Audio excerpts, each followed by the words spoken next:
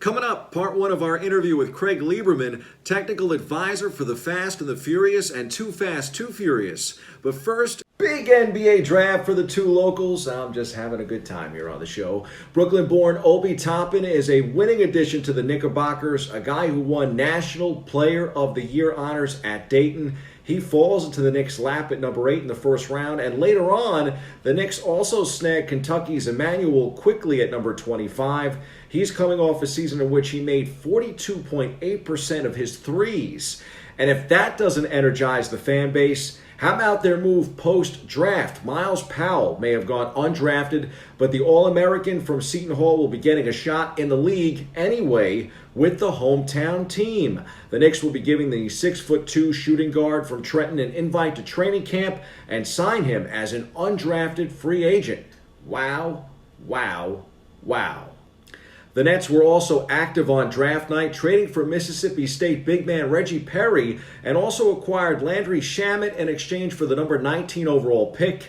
All told, it's a strong night for the Nets, who are also in the conversation for a possible trade of star James Harden. Harden reportedly wants to go to Brooklyn to play with KD and Kyrie. And now, part one of our interview with Craig Lieberman. Craig, how's it going? It's going good. How are you guys doing out there in my old neighborhood over there? We still got the New York accent going. Things are pretty good here in New York, despite everything going on with the virus. Yeah, fun place. I almost moved to Basking Ridge many years ago, but decided I didn't like snow. So still here. Definitely got to be better to be out on the West Coast right now with the weather turning here in the Big Apple. But so great to have you on the show. And, you know, as a big fan of the franchise and also as a car guy, I thought a great place for us to start, because I feel like we have a lot in common, is, you know, when I was a kid, my love affair for cars started actually here with the Batmobile. As you can see here on the table, we've got some great cars from the Fast and Furious series. I was curious how you could go from that love affair of the Batmobile as a young kid to actually being someone that made movie magic with, I think, some of the most iconic cars in movie history. Well, a lot of it's dumb luck. I think you've read my book. I see it on your table there. But the Batmobile for me, you know, that was my first thing. And then being a latchkey kid, your older viewers would know what that means. I was watching Speed Racer cartoons, and I said to myself, someday I'm going to have a car with lots of buttons on the steering wheel. And that was my short-term goal. And then as I started building cars over the years, including domestic cars, Mustangs, Camaros, Impalas, that kind of stuff, I got into the tuner segment. Had this little Supra, painted it yellow. Some older gentleman saw it at a car show, and they invited me up to his office, which was at Universal Studios, to talk about this little car movie that they're working on called Redline. And so he hands me a script, hands me $100 bill, says, read this, come back. After you come back from your trip, let me know what you think about it. So I come back, started talking to him about it. And he says, well, you need to come up to the studio and meet the gang. I said, okay. So I pull up to it with my little car. They escort me into the side lot over there. They put some velvet ropes around the car. And this very stern-looking security guard guy says, "Don't move." And then a whole entourage came down. Paul Walker, Rob Cohen, the script writers, the producer Neil Moritz, Vin Diesel, and started looking at cars. Went upstairs, had a conversation with them, and they said, "You're hired." And I was like, "Hired for what?" I was here to show a car. Says, "You're going to be our technical advisor." And I said, okay, whatever. And we want to rent your car. Okay.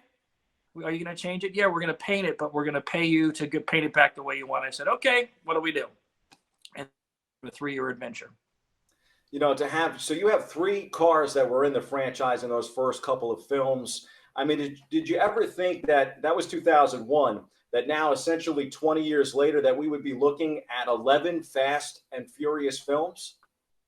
Well, yes and no. Having sat on set, if you've ever watched yourself on a home movie when you were a kid, you probably say to yourself, boy, I look like a geek, or I'm corny, or whatever it is, right? We tend to be hard on ourselves. So standing there on the side of the set as they're filming this stuff, I said to my wife at the time, I said, this thing's going straight to DVD, man. I'm telling you right now, there's no way 20 people are going to line up to see this turd. And the first night, I saw it 3 times before it was actually released in various versions of being edited. And then when I sat in the theater for the very first night, and when it came on the screen, the Honda Civics going under the semi, the whole audience was literally out of their seat cheering, yeah, yeah, yeah. And I was like, what in God's green earth is going on here? And I knew we had a cult classic. It was the right movie at the right time. And then in the subsequent meeting with the VP of the studio, a guy by the name of Scott Stuber, really cool guy, said, hey, look, this is going to be a franchise for us. We're going to make a bunch of movies and some more sequels and all that. This is going to be a $1 billion franchise. And the first movie hadn't even come out yet. And I was like, yeah, whatever. Here we are, 20 years later, 9 movies in, and an $8 billion franchise so far. Unbelievable. You know, I know you had mentioned in your book, Crashing Cars Here, I have an autographed copy on the table, you know, how you had kind of been lucky, but in my mind, you've worked so hard in this industry. You've been in this industry since 1986, working on cars, and to be able to be involved in movies, I think it's special, because I know as a kid, one of the things that I was always interested in was, you know, the credits at the end of the movie. I wanted to kind of see who was really involved in the behind the scenes of making these movies happen. And that is the case for you.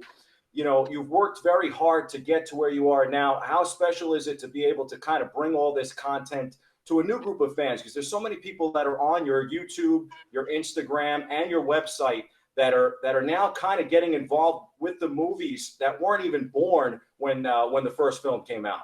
Very true. When after the first movie came out, the hardcore tuner guys kind of, they were looking down on that movie because it wasn't very technically accurate because of, the action, and it wasn't really a documentary, let's be honest. But, there was a whole period of time from, say, 2004 to 2013 where nobody wanted to talk about Fast and Furious cars. I put it out of my mind, never had a conversation about it, except with my close friends who found out I worked on the movie and asked questions.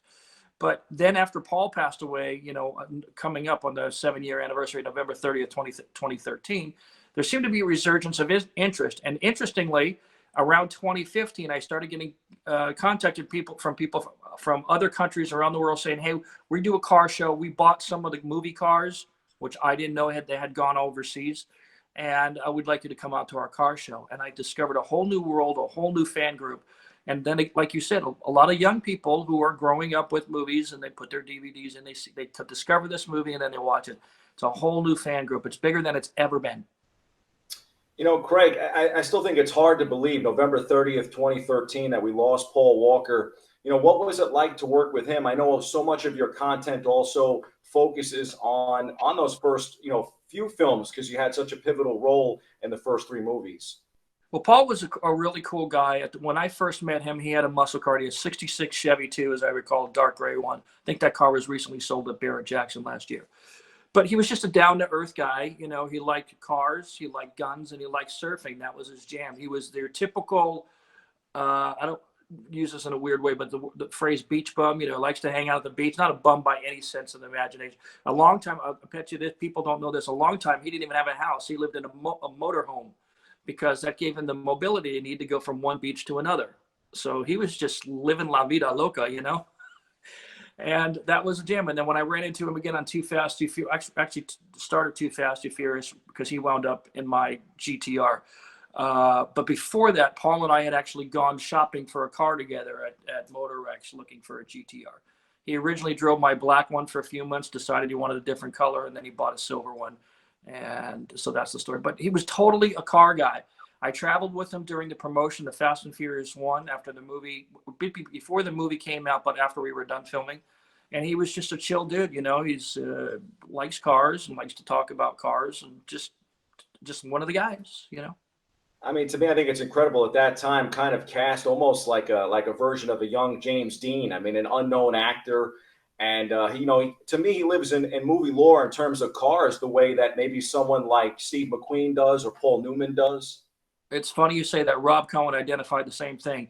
At one point, I think he's in Too Fast, Too Furious. In the movie, somebody actually calls him Bullet, because everybody had been drawing the comparison between him and Steve McQueen. And I don't think he would have painted himself with that brush, because I don't think he considered himself an actor, at least the way he couched it to me. He said, hey, man, I'm not an actor, but if they want to keep paying me, I'll come back, As long as it's got cars, surfing, or guns, I'm in.